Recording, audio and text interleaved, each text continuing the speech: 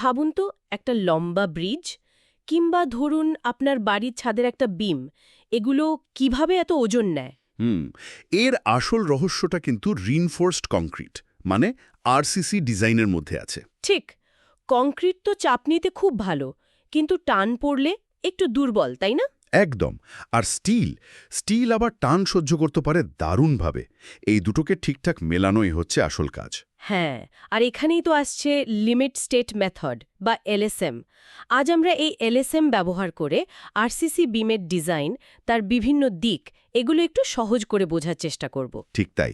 আজকের আলোচনায় আমরা দেখব কিভাবে এই লিমিট স্টেট মেথড দিয়ে সিঙ্গলি আর ডাবলি রিনফোর্সড বিম ডিজাইন করা হয়। আচ্ছা। সাথে থাকবে শিয়ার ফোর্সের ব্যাপারটা আর কংক্রিট স্টিলের বন্ডিং মানে ডেভেলপমেন্ট লেন্থের হিসেব। মূল লক্ষ্য তাহলে বিমটাকে যথেষ্ট শক্তিশালী আর নিরাপদ রাখা, তাই তো? একদম, বাস্তব ব্যবহারের জন্য নিরাপদ রাখা। দারুণ! তাহলে শুরু করা যাক সিঙ্গলি রিনফোর্সড সেকশন দিয়ে। এই যে বলা হয় limit state of collapse in flexor, কথাটা একটু বুঝিয়ে বলবেন? দেখুন, লিমিট স্টেট মানে সোজা কথায় একটা চরম অবস্থা, মানে যার বাইরে গেলেই স্ট্রাকচারটা আর ব্যবহার করা যাবে না বা ধরুন ভেঙে পড়বে। ও আচ্ছা। কলাপস ইন ফ্লেক্সার মানে আমরা নিশ্চিত করি যেন বিমটা অতিরিক্ত বেঁকে গিয়ে ফ্লেক্সারের কারণে ভেঙে না পড়ে। ডিজাইনটা এমন হয় যাতে লোডের চাপ মেটেরিয়ালের ক্ষমতার চেয়ে কম থাকে, একটা সেফটি ফ্যাক্টর ধরে আর কি। এর জন্য তো কিছু অনুমানও করা হয়, তাই না? যেমন সেকশন প্লেন থাকে। হ্যাঁ হ্যাঁ, ডিজাইন সহজ করার জন্য ধরা হয় বাঁকানোর পরেও সেকশন প্লেন থাকে। কংক্রিটের সর্বোচ্চ স্ট্রেন 0.0035 ধরা হয়। এরকম কিছু স্ট্যান্ডার্ড অনুমান। আচ্ছা, আর নিউট্রাল অ্যাক্সিস, ওটা কি জিনিস? নিউট্রাল অ্যাক্সিস এটা হলো বিমের ক্রস সেকশনের মধ্যে একটা কাল্পনিক লাইন, যেখানে কোনো চাপ বা টান কিচ্ছু থাকে না, একদম জিরো স্ট্রেস। দাড়িপাল্লার মিডল পয়েন্টের মতো? অনেকটা তাই। এর একদিকে কম্প্রেশন মানে চাপ, অন্যদিকে টেনশন বা টান। এর পজিশনটা নির্ভর করে কংক্রিট আর স্টিলের পরিমাণের উপর। এখানেই তো আন্ডার ইনফোর্সড, ওভার ইনফোর্সড এই ব্যাপারগুলো আসে। ঠিক ধরেছেন, এখানেই পার্থক্যটা বোঝা যায়। কোনটা বেশি ভালো ডিজাইনের জন্য, মানে কোনটা প্রেফার করা হয়? সাধারণত আন্ডার রিনফোর্স সেকশনটাই আমরা চাই। ভাবুন একটা রাবার ব্যান্ড আর একটা চকের টুকরো হুম। একসাথে টানলে রাবার ব্যান্ড মানে স্টিলটা ছিঁড়ে যাওয়ার আগে অনেকটা লম্বা হবে, একটা ওয়ার্নিং দেবে। কিন্তু চক মানে কংক্রিট হঠাৎ ভেঙে যাবে কোনো ওয়ার্নিং ছাড়াই। ও আন্ডার রিনফোর্সড বিমে স্টিল কম থাকে, তাই লোড বাড়লে স্টিল আগে ইল্ড করে, বিমটা বেশ খানিকটা বেঁকে যায়, যা একটা বিপদ সংকেত। আচ্ছা, বুঝলাম। আর ওভার ইনফোর্সড? সেখানে স্টিল বেশি থাকে, তাই কংক্রিট আগে তার ম্যাক্সিমাম ক্ষমতায় পৌঁছে ভেঙে যায়। এটা খুব হঠাৎ ঘটে, মানে ব্রিটল ফেলিয়ার, খুব বিপজ্জনক। এটা এড়িয়ে যাওয়া হয়। আর ব্যালেন্সড সেকশন? ওটা একটা আদর্শ অবস্থা, মানে যেখানে স্টিল আর কংক্রিট ঠিক একই সাথে তাদের সর্বোচ্চ ক্ষমতায় পৌঁছায়। এটা আসলে ক্যালকুলেশনের জন্য একটা রেফারেন্স পয়েন্ট। তার মানে আন্ডার রিনফোর্সড সেকশন ডিজাইনে বেশি পছন্দ করা হয়, কারণ এটা ফেল করার আগে ওয়ার্নিং দেয়। একদম, কারণ এটা ডাকটাইল ফেলিওর, যা আমাদের সতর্ক হওয়ার সুযোগ দেয়। এবার একটা ছোট্ট উদাহরণ দিলে কেমন হয়?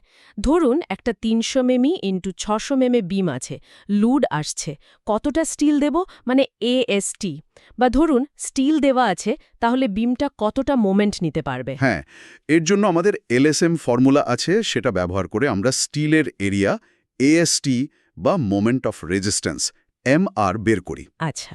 মনে রাখার জন্য সহজভাবে ভাবতে পারেন, এমআর মানে হচ্ছে টেনশন ফোর্স বা টানের জোর গুণ লিভার আর্ম, মানে কতটা ফোর্সা আর কতটা দূরত্বে কাজ করছে তার গুণফল। এই মোমেন্ট অফ রেজিস্ট্যান্স তাহলে কি নির্দেশ করে? মোমেন্ট অফ রেজিস্ট্যান্স নির্দেশ করে যে একটা বিম সেকশন ভেঙে পড়ার ঠিক আগের মুহূর্তে সর্বোচ্চ কতটা বেন্ডিং মোমেন্ট নিরাপদে নিতে পারবে।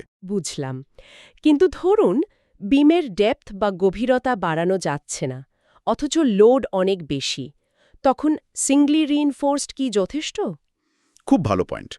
ঠিক তখনই ডাবলি রিইনফোর্স সেকশনের দরকার হয়।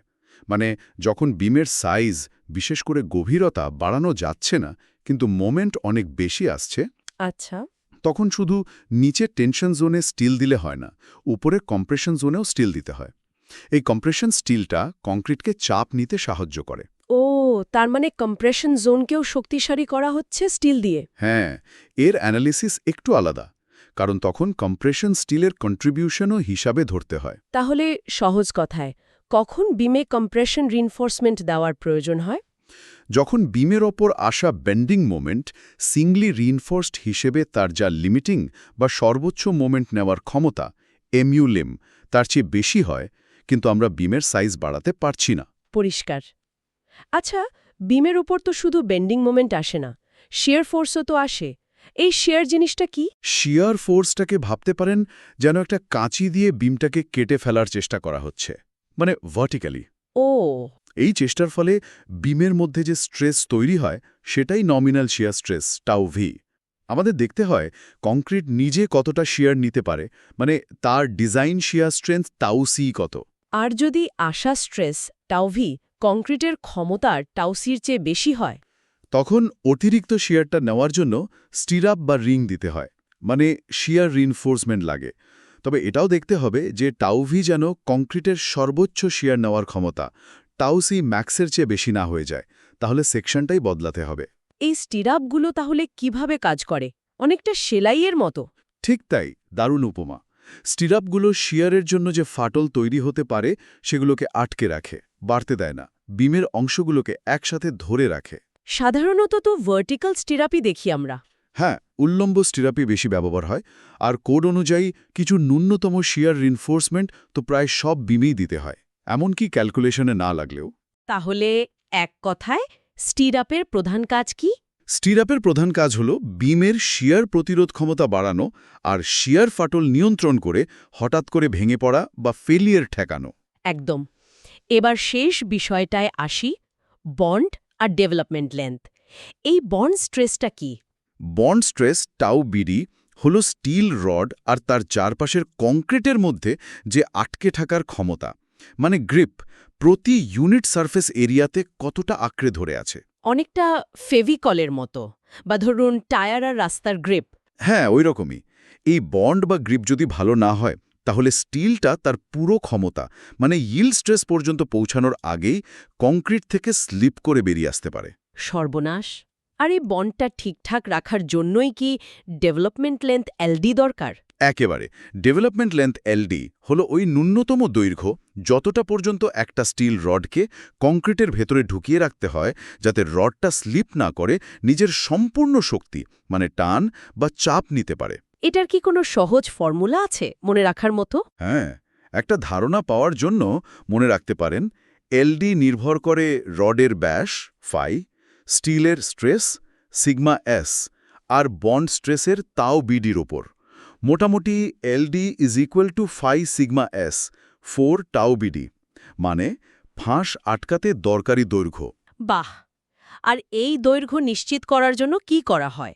হুক বা বেন্ড দেওয়া হয়? হ্যাঁ, রডের শেষে হুক বা বেন্ড দেওয়া হয় অ্যাঙ্করেজ দেওয়ার জন্য। আবার যখন দুটো রডকে ল্যাপিং করে জোড়া দেওয়া হয়, তখনও পর্যাপ্ত ওভারল্যাপ রাখতে হয় যাতে ফোর্স ঠিকমতো ট্রান্সফার হয়। তাহলে ফাইনাল প্রশ্ন, ডেভেলপমেন্ট লেন্থ পর্যাপ্ত না হলে মূল সমস্যাটা কি হতে পারে? মূল সমস্যা হল স্টিল রড তার পুরো লোড নেওয়ার আগে কংক্রিট থেকে স্লিপ করে যাবে, মানে বন্ড ফেলিওর হবে, যা পুরো স্ট্রাকচারের ব্যর্থতার কারণ হতে পারে। চমৎকার! তাহলে আজ আমরা লিমিট স্টেট মেথডের বেশ কিছু জরুরি বিষয় কভার করলাম। সিঙ্গলি ডাবলি রিইনফোর্স সেকশনের ধারণা, শিয়ার ডিজাইন আর বন্ড ও ডেভেলপমেন্ট লেংথের গুরুত্ব সবই সহজভাবে বুঝলাম। হ্যাঁ, চেষ্টা করলাম মূল বিষয়গুলো তুলে ধরতে। এগুলো কিন্তু শুধু পরীক্ষার নম্বর পাওয়ার জন্য নয়, এগুলোই নিরাপদ, মজবুত স্ট্রাকচার তৈরির একেবারে গোড়ার কথা। ঠিক তাই, একজন সিভিল ইঞ্জিনিয়ার হিসেবে এই জ্ঞানটা কিন্তু খুব দরকারি, শুধু আজকের বিল্ডিং বা ব্রিজ বানানোর জন্য নয়, ভবিষ্যতে নতুন টেকনোলজি, নতুন ম্যাটেরিয়াল নিয়েও কাজ করতে গেলে এই বেসিক কনসেপ্টগুলোই ভরসা দেবে। একদম। আর মনে রাখতে হবে, প্রত্যেকটা ডিজাইন, প্রত্যেকটা ক্যালকুলেশনের পিছনে মানুষের নিরাপত্তা জড়িত। এই দায়িত্ববোধটাই আসল। এই জ্ঞান আর দায়িত্ববোধই আমাদের ভবিষ্যতের ইঞ্জিনিয়ারিং চ্যালেঞ্জগুলো ফেস করার শক্তি যোগাবে। আজকের মতো এখানে শেষ করা যাক, আবার কথা হবে।